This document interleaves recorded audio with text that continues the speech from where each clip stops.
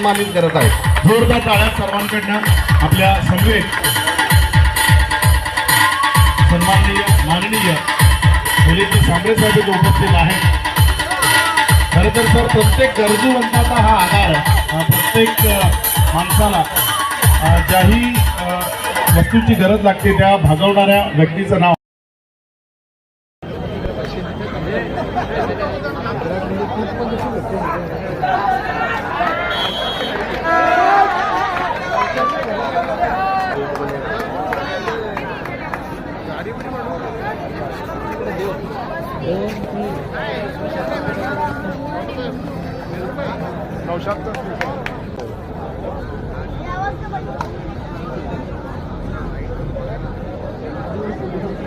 आवाज